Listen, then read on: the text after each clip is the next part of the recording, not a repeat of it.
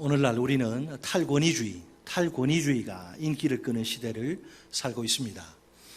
권위주의는 구시대 유물이란 낙인이 찍혀 청산의 대상이 되고 맙니다. 이런 시대의 변화를 따라가지 못하는 사람은 어떻게 될까요? 설 자리를 찾기가 점점 힘들어집니다. 직장에서 꼰대 소리를 듣거나 심하면 왕따를 당할 가능성이 큽니다. 문제는 그 많은 사람들이 권위와 권위주의를 혼동한다는, 구분을 해야 되는데 혼동한다는 사실입니다. 그러나 권위와 권위주의는 반드시 구분해서 이해할 필요가 있습니다. 여러분, 권위가 뭐예요? 권위는 사회 그 구성원들 사이에서 널리 인정되는 영향력을 뜻하죠. 반면 권위주의는 뭐죠? 스스로 권위를 내세우거나 권위에 복종하도록 만드는 걸 가리킵니다. 우리가 부당한 권위주의를 배격한다는 명분으로 정당한 권위까지 부정해도 되는 걸까요? 어떻게 생각하십니까? 권위와 권위주의는 다른 거예요. 오늘 하나님은 교회의 영적 지도자들을 세우십니다. 그 목적은 그들을 통해 하나님 자신의 뜻을 성취하시기 위해서입니다. 만약 영적 지도자들의 권위가 위협받는다면 어떨까요? 아무래도 리더십을 제대로 발휘하는데 지장이 있을 수밖에 없습니다. 하나님의 뜻을 이루어가는데도 문제가 발생하겠지요. 하나님의 입장에서는 도저히 방치하실 수 없는 상황입니다. 오늘 본문에서 우리는 시공간적 차이를 훌쩍 뛰어넘어 비슷한 사건을 만납니다. 이스라엘의 탁월한 지도자인 모세의 권위가 심각하게 위협받는 한 사건입니다. 이 사건 속에 우리가 새겨들어야 할 하나님의 귀한 음성이 들어 있습니다. 11장에서 우리는 이스라엘 백성들의 행동에 꽤 큰 충격을 받습니다. 시내산을 떠난 지 겨우 3일 만에 그들이 하나님과 모세를 원망하다니요. 이번 사건도 12장의 사건도 충격적이기는 마찬가지입니다. 전혀 예측하지 못한 곳에서 모세 권위에 대한 도전이 들이닥치기 때문입니다. 사실 모세가 이스라엘 백성들을 인도하는 일은 결코 쉽지 않습니다. 그가 지도자로서 겪는 고통은 일반 백성들이 상상조차 하기 어려울 정도입니다. 그래도 그에겐 기댈 언덕인 가족, 사랑하는 가족이 있어서 좋습니다. 분명 가족이라면 모세가 괴로울 때마다 가장 든든한 버팀목이 되어야 하지 않을까요? 다른 사람들은 몰라도 적어도 사랑하는 가족만큼은 모세가 믿고 의지할 수 있어야 하겠지요.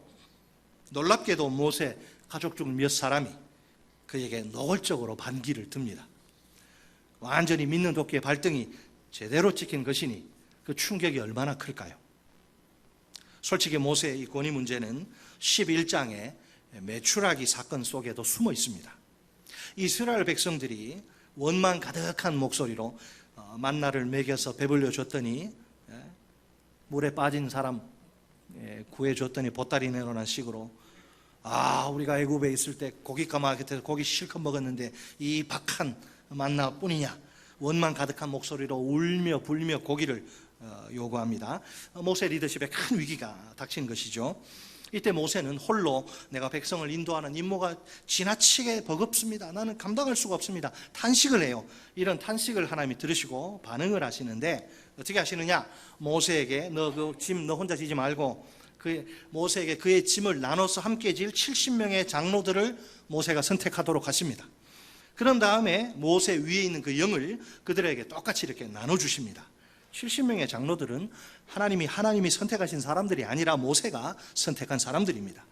하나님이 그렇게 하라고 하셔서 모세가 그렇게 한 것입니다. 정확히 말해 모세의 선택과 하나님의 제가, 하나님의 혹은 수락, 모세가 이 사람들이면 좋겠습니다. 그래 해라. 자, 이 시점에서 한 가지 주목할 것은 11장 17절 상반절 말씀입니다. 11장 17절 보세요. 상반절, 내가 강림하여 거기서 너와 말하고 내게 임한 영을 그들에게도 임하게 하리니. 아멘. 자, 무슨 말입니까? 하나님이 이제 70명의 장로들에게 영을 나눠주시기 전에 모세와 단독으로 1대1 대화를 나누시네요. 70명의 장로들이 다 지켜보는 가운데서 말입니다. 모세가 하나님과 특별한, 70명도 특별하지만 모세는 더 하나님과 특별한 관계에 있는 존재라 사실을 넌지시 이렇게 보여주신 겁니다. 자, 안타깝게도 오늘 본문의 12장에 오면 이스라엘 그 엘리트 리더십 집단의 균열이 일어나고 맙니다. 당시 가장 유력한 지도자들 누구죠? 모세와 또 아론 그리고 미리암 사이에 분란이 이제 생긴 것입니다.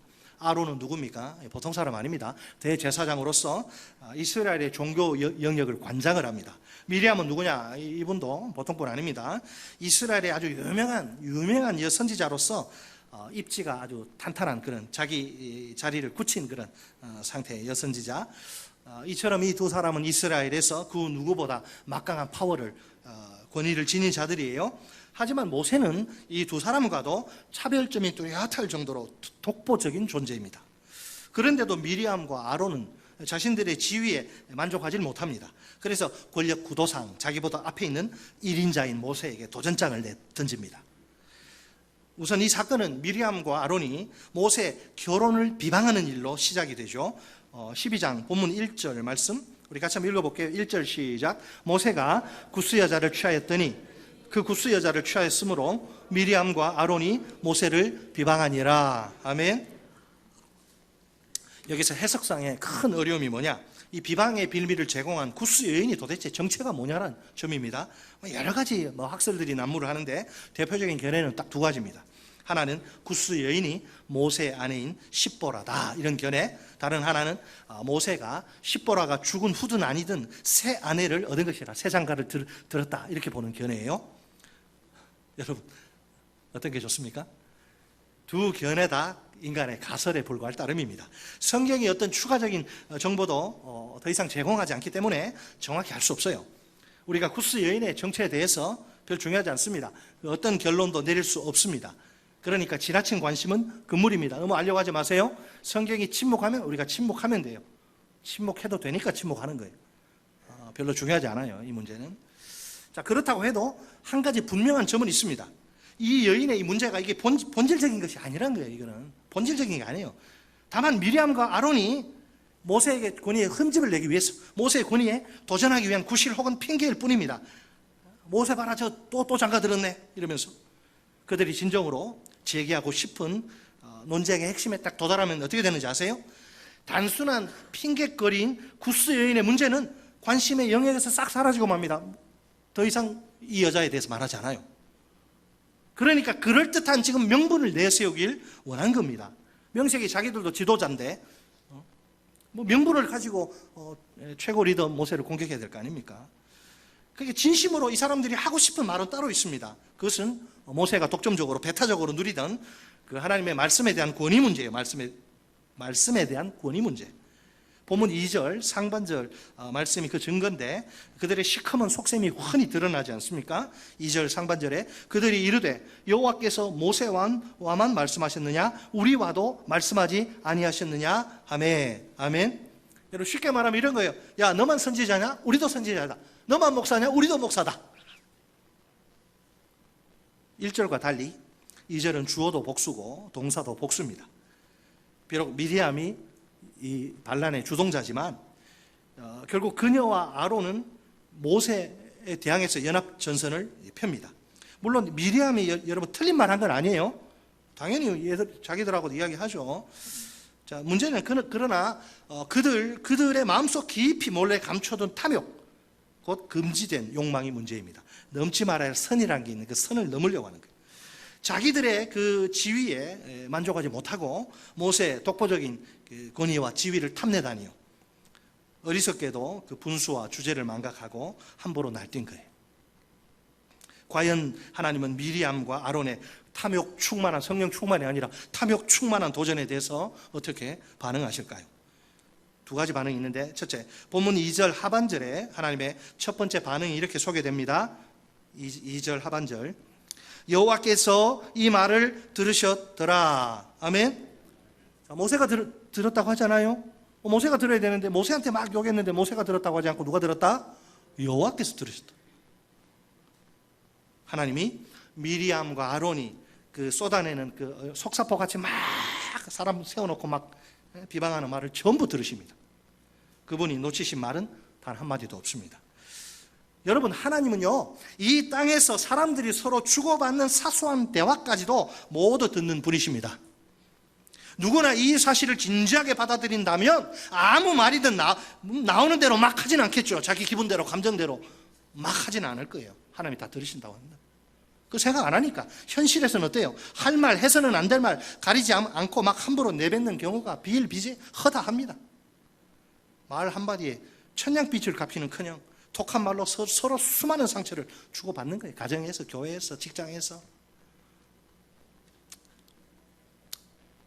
자, 3절, 이상하게도 본문 3절에 오면 사건의 흐름에 대한 서술이 갑자기 멈춰버려요.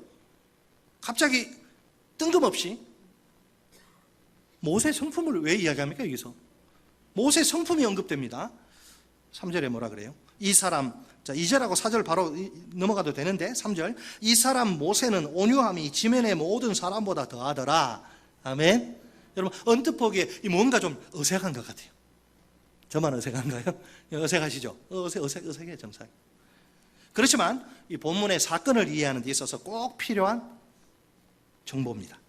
모세는 어떤 사람이라? 매우 겸손한 사람입니다. 이 세상 그 어떤 사람보다도 겸손한 모세. 겸손하면 모세를 당할 자가 없어요, 이 세상에서.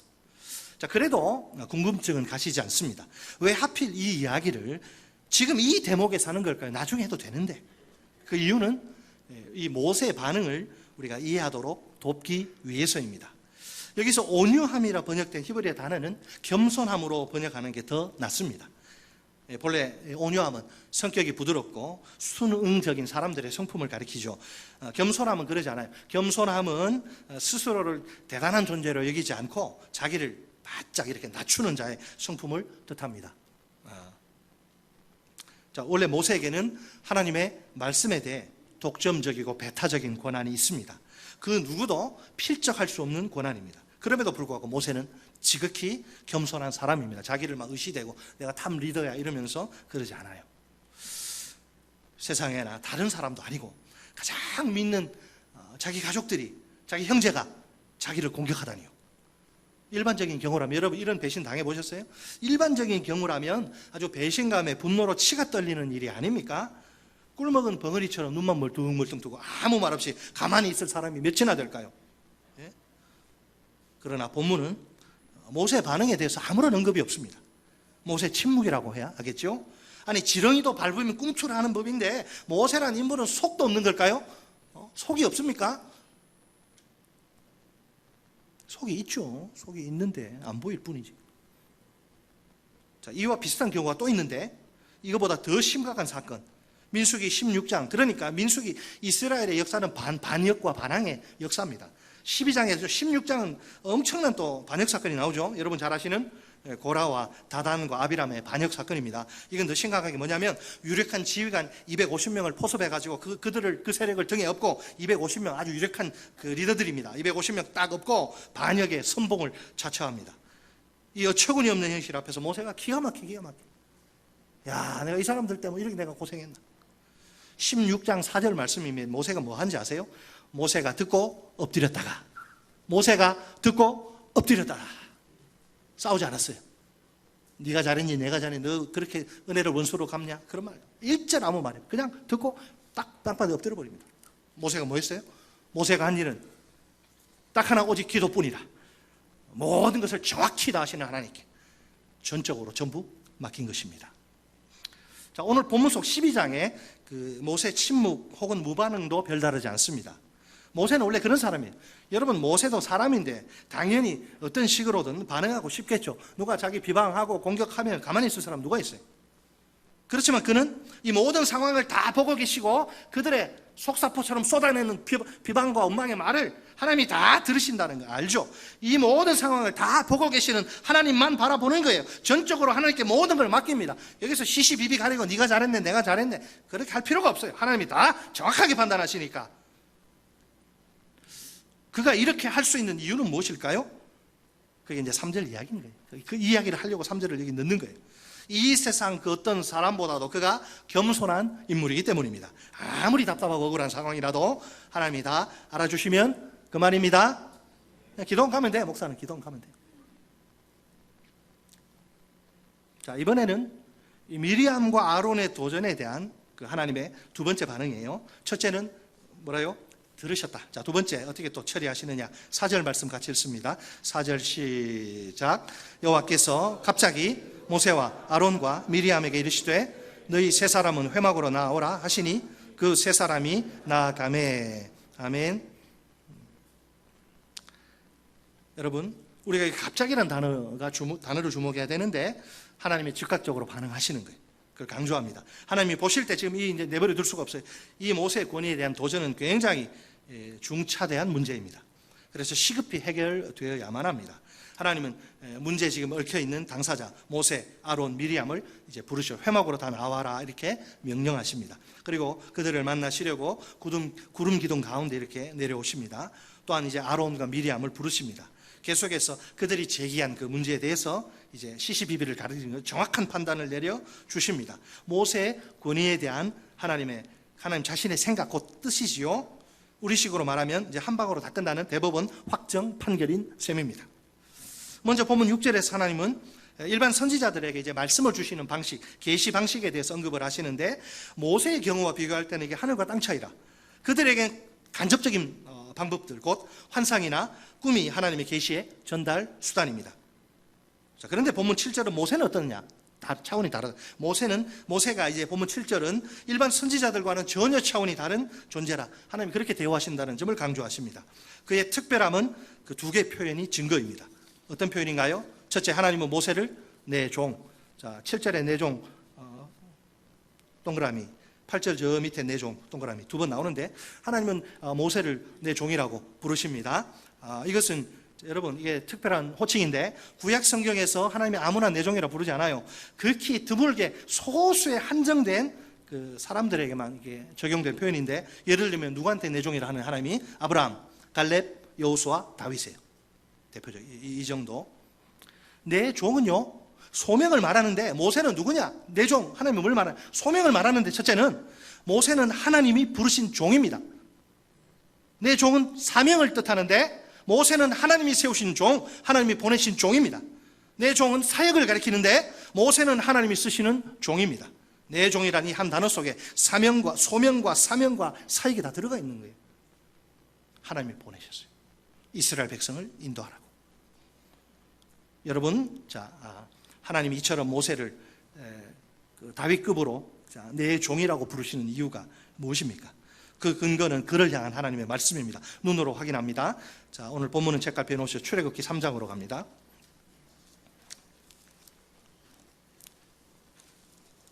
출애굽기 3장 7절 8절입니다. 예, 구약성경 85쪽.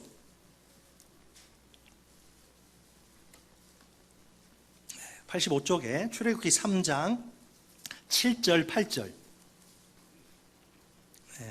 우리 같이 한번 7절 8절 읽습니다. 시작. 여호와께서 이르시되 내가 애굽에 있는 내 백성의 고통을 분명히 보고 그들의 감독자로 말미암아 부르짖음을 듣고 그 근심을 알고 내가 내려가서 그들을 애굽인의 손에서 건져내고 그들을 그 땅에서 인도하여 아름답고 광대한 땅, 젖과 꿀이 흐르는 땅, 곧 가나안 족속, 헷 족속, 아모리 족속, 브리스 족속, 히위 족속, 여부스 족속의 지방에 데려가려 하노라. 아멘. 자, 모세 소명장이거든요, 이게. 자, 모세하고 지금 이야기하시는 거예요.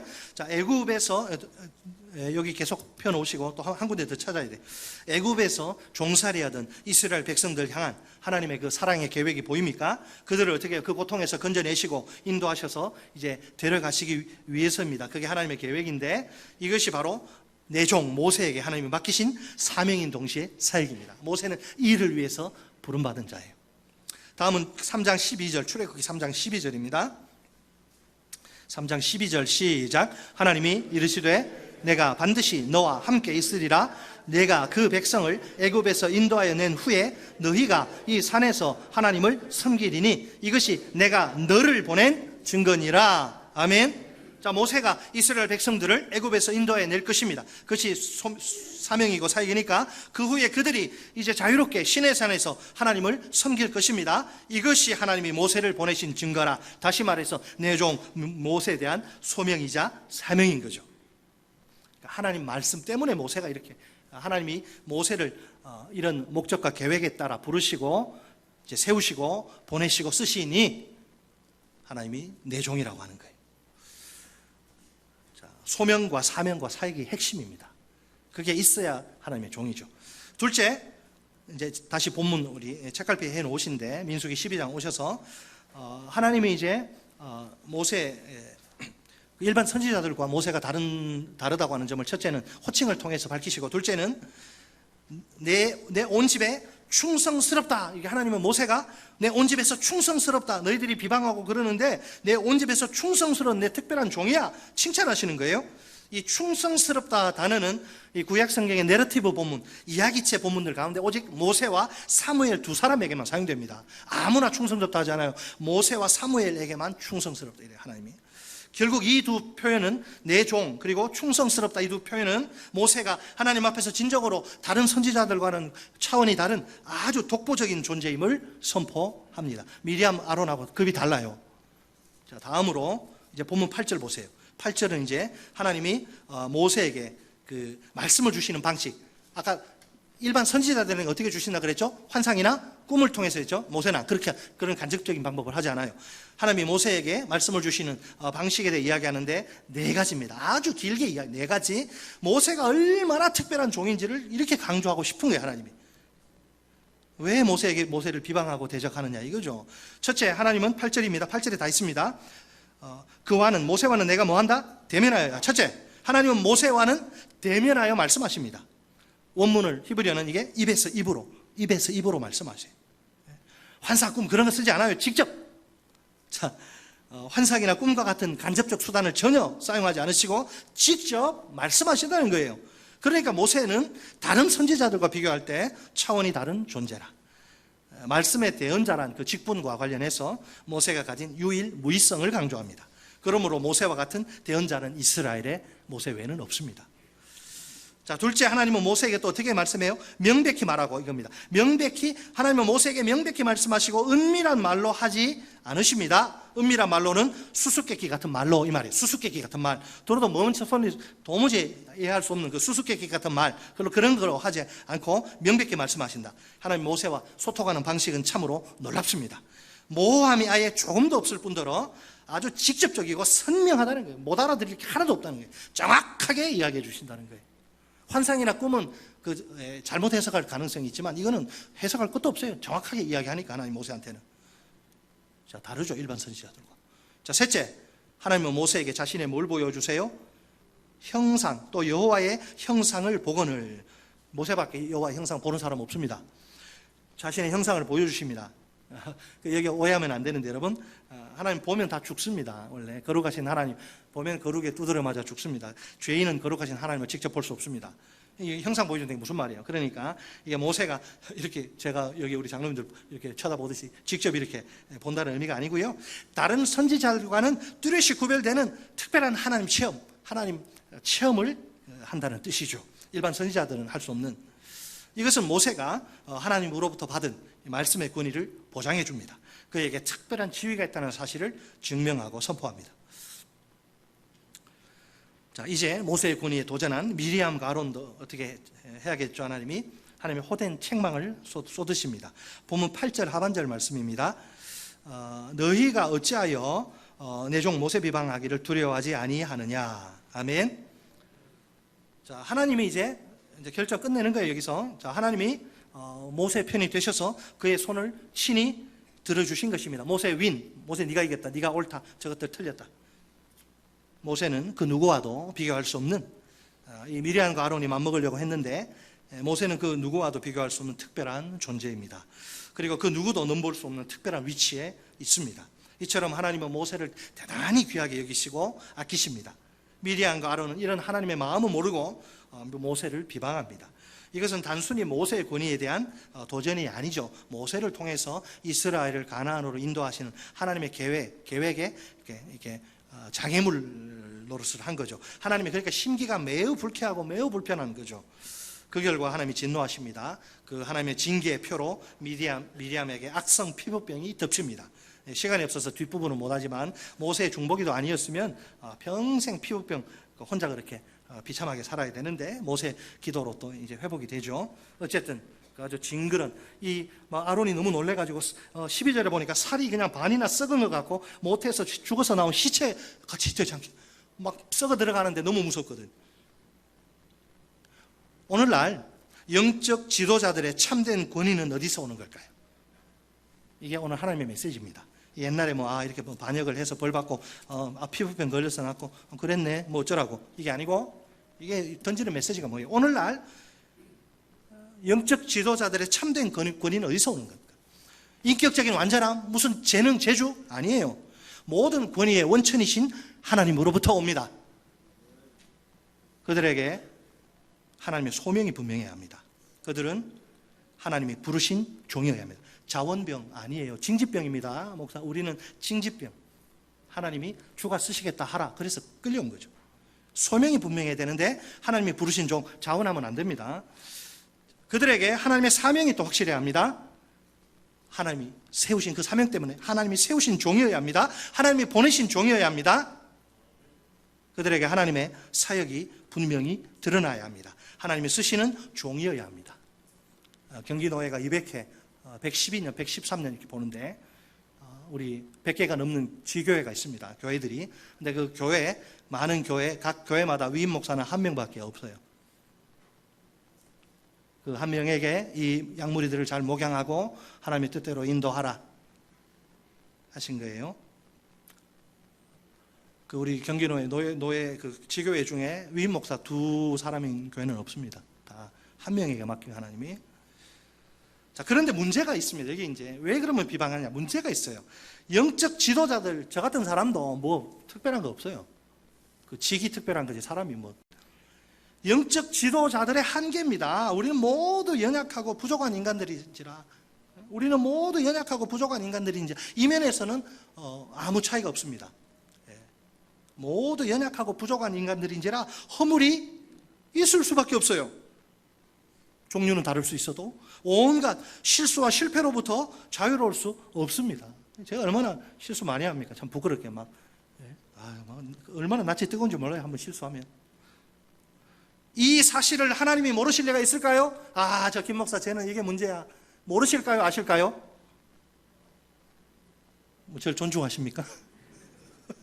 다 아시죠? 제가 얼마나 못나고 부족한 자인지 아세요. 절대로 모르실 리가 없습니다.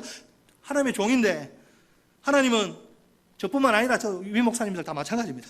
그들에 대해서 그들이 얼마나 부족하고 연약한가 누구보다 정확히 다 아세요. 그런데도 왜 하나님은 그들을 자신의 종으로 부르시고 세우시며 보내실까요? 좀 괜찮은 사람, 리더십도 좀 있고 세상적인 말하는 창의력도 있고 그런 사람 좀 보내면 안 돼요. 왜 이렇게 부족하고 연약한 사람을 자신의 종으로 이렇게, 그러면 하나님의 권위가 손상되지 않습니까? 하나님이 좀 제대로 된 사람 보내주지 이렇게 말하면 말이에요.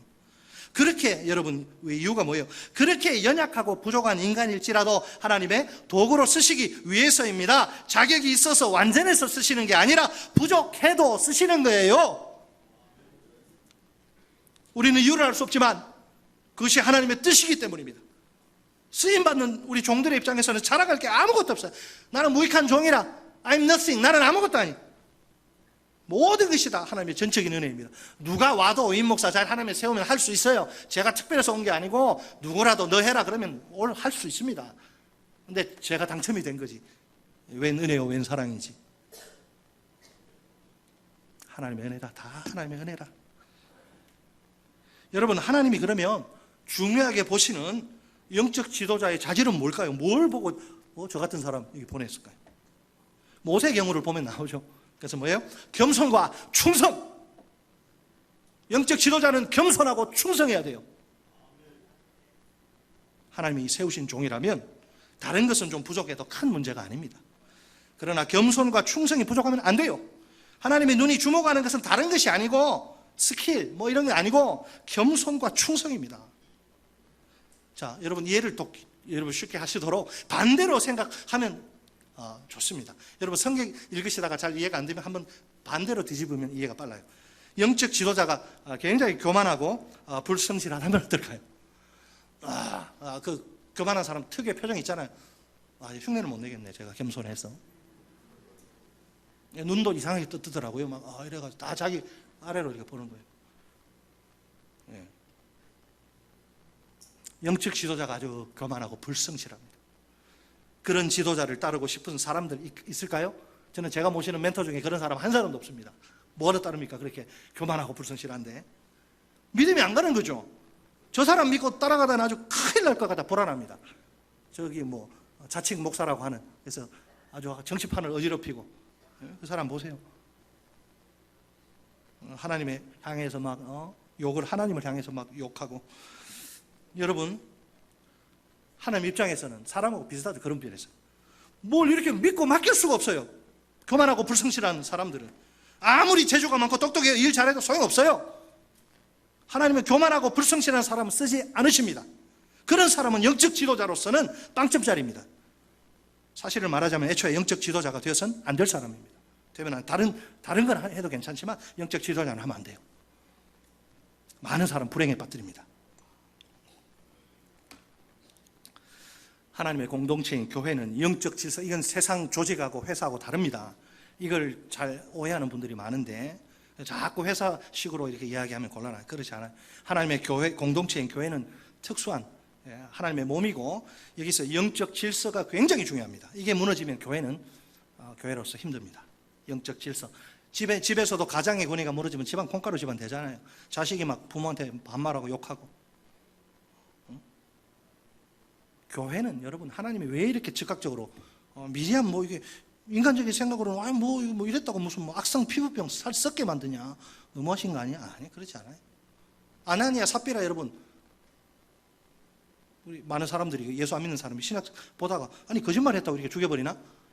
교회가 처음 생길 때 그 순수함과 거룩함이 가장 중요할 때 용납 안 하고, 그래서 그 잘못 걸린 거죠. 이제 죽은 거고. 여러분 꼭 기억하십시오. 하나님의 공동체인 교회는 영적 질서가 매우 중요합니다. 질서에 하나님, 어지러운 거 하나님 딱 시주세요. 그래서 집안도 좀 정리 좀 하고, 이렇게 집안 어지러운 것도 별로 좋은 건 아니에요. 교회를 바쁘다고 막. 질서의 하나님은 그 누구도 그분이 세우신 영적 질서에 이걸 공격하고 도전하는 걸, 이걸 굉장히 원치 않습니다. 불쾌하게 생각하십니다. 그 질서 누가 세웠는데? 하나님이 세우셨잖아요. 그죠? 하나님이 세우신 거기 때문에 그걸 이렇게 자꾸 건들면. 영적 지도자들에게 권위는 리더십의 기초이자 근거라서 대단히 중요합니다. 문제는 영적 지도자들의 권위에 대한 도전입니다. 도전하는 사람들이 꼭 있어요. 하나님은 이 도전을 매우 심각하게 보시고 다루십니다. 하나님의 뜻을 성취하는 것과 이게 직결되는 문제이기 때문입니다. 하나님이 세우신 종이 리더십을 잘 발휘해서 하나님이 하라고 한 일을 해야 되는데 그 권위에 도전하고 공격해서 리더십을 제대로 발휘 못하고, 그러면 누가 손해입니까? 하나님이 손해잖아요. 하나님이 손해 보시겠습니까? 그래서 직접 이런 도전은 해결하시려고 나서십니다. 물론 많은 도전들 그냥 어떤 건 적당히 넘어가요. 근데 하나님 보실 때 딱 아니다 그러면 그때는 큰일 납니다. 그런 도전했다가는 큰일 납니다. 미리암, 더 이상 이야기하지 않습니다. 좋은 이야기만 해도 그런데 이런 징계, 징벌 아침부터 저렇게 도전해도 괜찮네? 괜찮은 걸까요? 그게 그냥 봐주시는 거지. 이 미리암은, 여러분, 하나님이 이 도전을 어떻게 해결하시느냐? 영적 지도자들의 먼저 권위를 이렇게 세워주시는 것입니다. 하나님의 연약하고 부족한 영적 지도자들의 편이 되십니다. 남편은 누구 편? 남편이 내 편이라고 아직 생각하세요? 남편 누구 편이에요? 제가 잘못했네. 남의 편, 남편. 근데 하나님은 영적 지도자들의 편이에요. 영적 지도자들. 하나님이 연약하고 부족한 영적 지도자들의 편이 되셔서 네가 옳다, 그 종들의 손을 들어주십니다. 결국 그들의 그 권위에 대한 다른 모든 도전은 다 꺾어버리세요. 자, 두 가지 진리만 꼭 기억합시다. 첫째로, 영적 지도자들은 언제나 겸손과 충성으로 사역해야 합니다. I'm unworthy servant. 나는 무익한 종이라. I'm nothing. 나는 아무것도 아니야. 이런 기본 자세. 나는 정말 하나님 앞에 무익한, 하나님 은혜가 아니면 내가 사역할 수가 없는 사람이다. 나는 아무것도 아닙니다. 주님 앞에. 겸손과 충성이야말로 권위답게 만드는 아름다운 자질입니다. 겸손과 충성으로 무장된 영적 지도자들, 하나님이 기뻐하시는 리더십을 발휘합니다. 그래야 하나님의 뜻을 이루어 드립니다. 드디어 하나님의 교회가 이제 건강하게 세워지고 그분의 나라가 힘있게 임합니다. 여러분, 영적 지도자들, 우리 교회에 누가 있습니까? 우리 교역자들, 우리 당회원 장로님들, 또 목자들, 교사들, 각 기관 임원, 부서 임원들. 여러분, 첫째 한번 우리 따라서 하실까요? 영적 지도자들은 언제나 겸손과 충성으로 사역해야 한다. 아멘. 또 하나님이 여러분, 너는 삼역교 유인 목사가 김상준인데 김상준 목사 밑에 가서 신학생활 하라, 맡겨주세요. 양은 하나님 목사를 세우고 양 다른 교회 가서 하면 안 됩니다. 신학생활 여기 맡겨주는데, 그 영적 지도자들의 권위 아래서 신학생활 하는 우리 성도들, 하나님이 영적 지도자들의 그 권위 아래에 두신 성도들은 그들을 위해서 기도해야 됩니다. 다른 형제자매들 우리 양육하고 훈련하고 지도하느라 얼마나 우리 리더들이 땀 흘리고 수고하십니까? 우리 장로님들, 우리 또 안수 집사님들, 어제 그 모리아가 지금 상태가 오래돼서 그래서 깨끗하게 수리하고 얼마나 고생. 제가 생각해봤어요. 이분들 일 저기 하면 일당 얼마 드려야 되나? 일당이 없는데 얼마나 여러분 희생하고 헌신합니까? 물론 그들이 다른 사람들의 눈에, 저 포함해서 눈에 연약하고 부족해 보일 수 있습니다. 때로는 답답해 보이고 안타까워 보일 수도 있습니다. 하지만 그들은 하나님이 부르시고 세우시며 보내시고 사용하시는 그분의 종들입니다. 미리암과 아론처럼 함부로 비방하고 권위에 도전하는 죄를 범하지 맙시다. 그 대신 그들의 권위를 인정하고 그들이 겸손과 충성으로 사역하도록 기도합시다. 따라서 하시면, 하나님이 영적 지도자들의 권위 아래 두신 성도들은 그들을 위해 기도해야 한다. 네. 아멘. 저를 위해서 기도 많이 해주셔가지고 이렇게 건강하게 사역하지 않습니까? 우리 모든 우리 장로님들, 우리 교역자들 다 리더십들을 위해서 여러분 기도해 주시기를 부탁드립니다. 끝으로 한 목소리로 외쳐볼까요? 이제 각자들의 영적 지도자와 성도들을 향한 그런 권면입니다. 자, 우리 따라서 하십니다. 영적 지도자들이여, 겸손과 충성으로 사역하라. 성도들이여, 영적 지도자들을 비방하거나 그들의 권위에 도전하지 말라. 영적 지도자들의 권위를 인정하고 그들을 위해 기도하라. 아멘.